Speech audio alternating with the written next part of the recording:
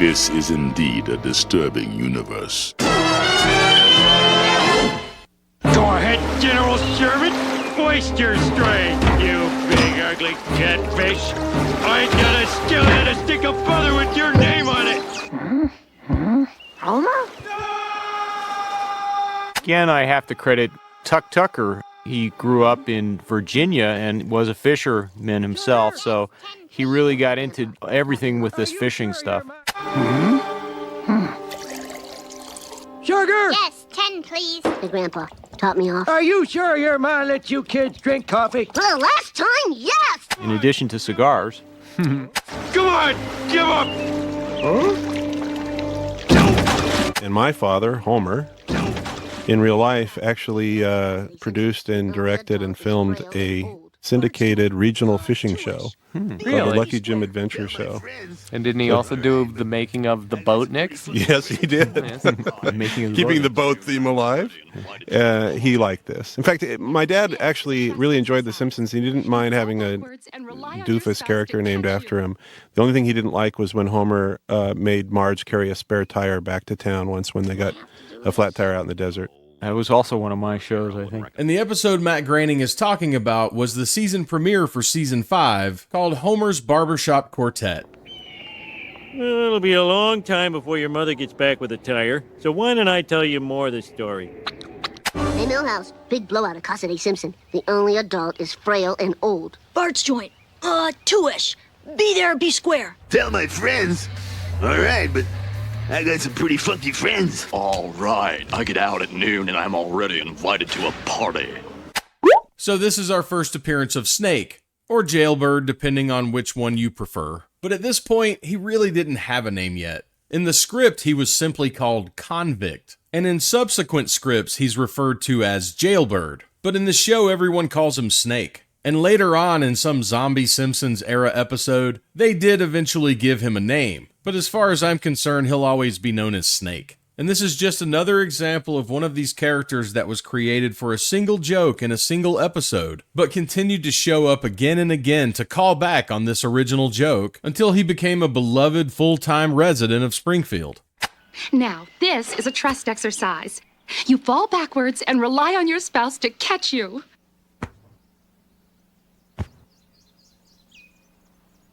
Do I have to do this? No, even if your husband were here, I wouldn't recommend it.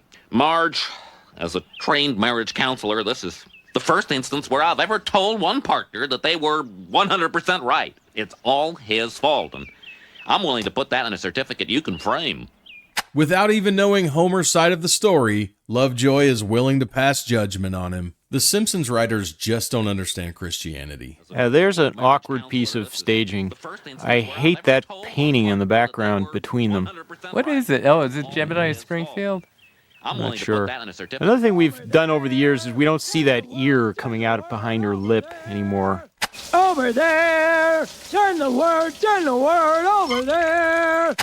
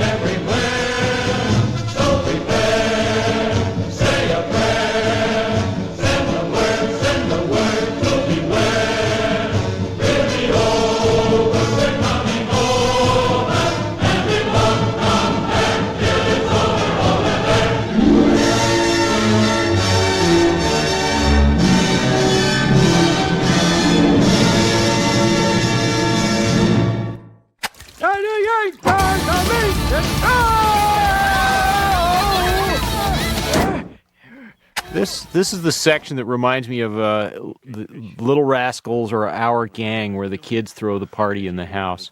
Yeah, I'll say this part I don't think changed very much at all.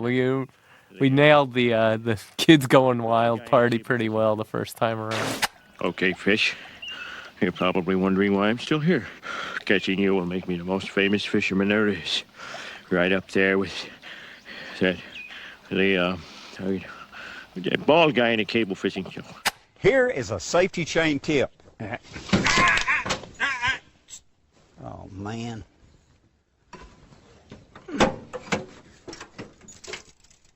Oh, shoot.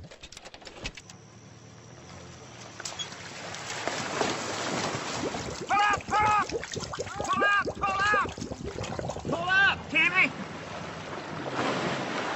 The Colorado blade puts out more vibration than let's say, a willow blade or even the Oklahoma blade. Golly. Come here. Oh. Come here. Woo! We got our rods. We've got our life preservers. We've got our tackle box. We've got our cooler. And we've got our battery. You're not going to be able to jump it. Oh. Ah!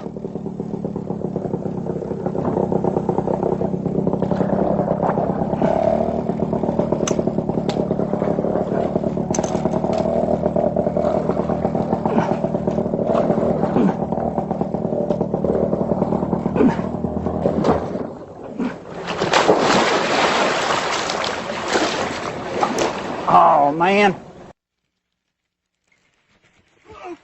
Oh, good gosh.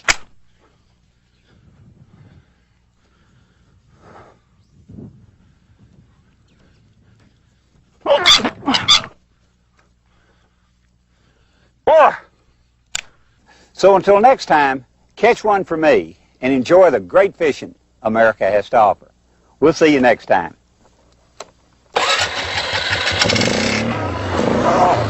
Whoa, Nelly!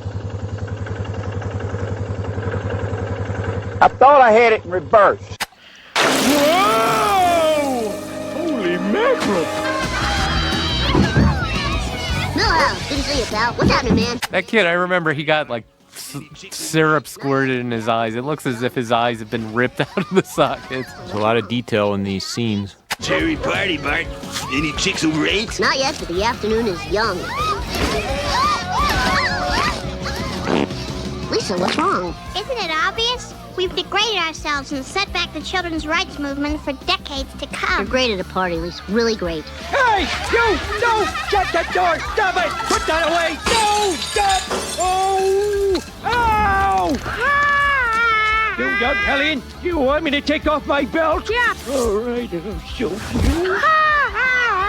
Doggone it! Great pivotal moment in Simpsons history coming up here. Which moment, Mike? It was the ha-ha. It was written in the script as ha-ha, and that was it. It was Nancy Cartwright came up with that reading on Nelson, and it was just so funny. Got a huge laugh. And you may have noticed that he said it 3 times instead of just twice like normal. And a few months earlier, a Butterfinger commercial aired with Nelson saying it correctly. Think I'll take that Butterfinger, too. But I would guess this episode was recorded first, and the Butterfinger ad was probably just calling back to this episode. And with only 30 seconds to tell a quick story about Butterfingers, they probably just shortened it. But then the commercial ran on multiple networks, multiple times per day, every day for several years. So I would guess that's the reason the double ha-ha is the one that stuck with us. I love you, but I must kill you. Yeah, the line, I love you, I must kill you, is from The Old Man in the Sea.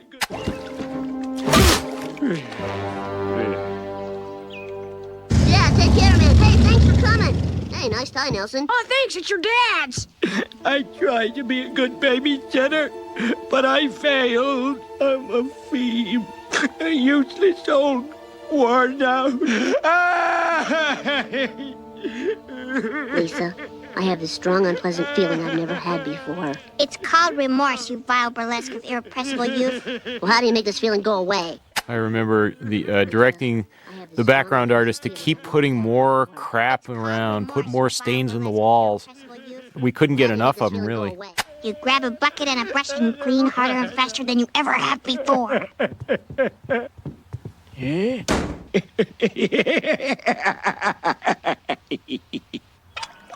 I am the champions. I am the champions. No time for losers, 'cause I am the champion of the world. Uh-oh. Dan Castellaneta is amazing. I'm still amazed by the tracks I get from him. Again, an out-of-date song. Yeah. It was Homer saying, I am champions. It was a good, stupid touch. Hi, honey. How's the marriage retreat going? We came to this retreat because I thought our marriage was in trouble, but I never for a minute thought it was in this much trouble. Homer, how can you expect me to believe Marge, you don't know what this fish means. This fish represents a better life for both of us. This fish makes me a champion and a hero. To who? To those weirdos in the worm store. This is just how selfish you are. All this fish represents is just how selfish you are. Well, if that's the way you feel, I'll throw it back. Oh, yeah, sure. Watch! Whoa, I did it. I gave up fame and breakfast for my marriage. I fought it for 6 hours. She says one word and I toss it back.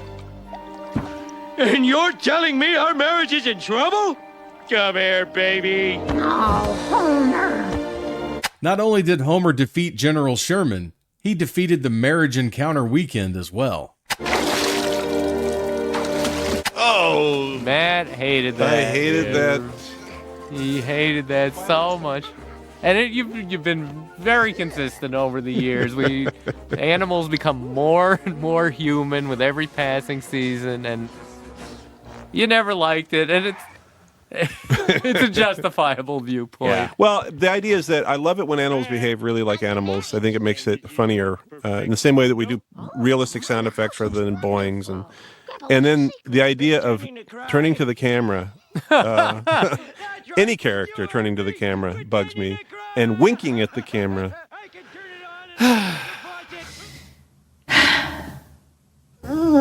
It's only been 10 years and I'm still enraged. We haven't. It's a pretty easy lesson for us to learn, but it hasn't gotten through.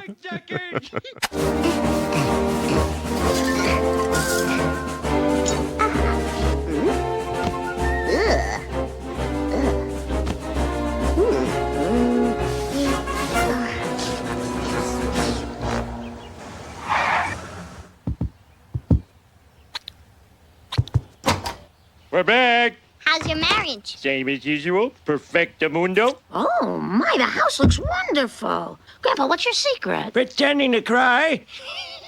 That's right. You heard me. Pretending to cry. Seeing Grandpa get one over on these rotten little brats really gives me a warm, fuzzy feeling inside. I can turn it on and off like a faucet. Oh, I'm crying. I'm so sad. Way to go, Grandpa. We'll never trust another old person. The outside of the Simpsons' house is suddenly white for some reason. I fooled you. So long, suckers.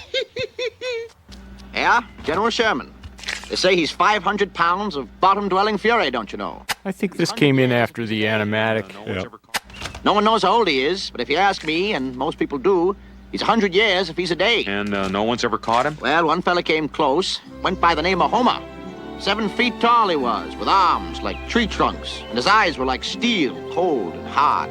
Had a shock of hair, red like the fires of hell. I know this very wrap up here, this part on the cabin. We knew roughly what we had to do, and that we weren't tied to any animation or lip sync. It had to be 3 hours on just that very last line of the show. We were all just sitting around. We'd written ourselves again into a bit of a corner. What's our last joke? It can be anything, and I hope you'll like it because it was mine. Oh, good. That was my fourth and final episode, my first year on The Simpsons. And it was fun, and it was fun to watch my animation crew grow from. We were just really struggling in the beginning, but I thought we did a nice job on that episode. Yeah, I talked a lot about the problems. You sure don't see it. It's a great show. Very funny, beautifully animated. 2 solid stories running concurrently.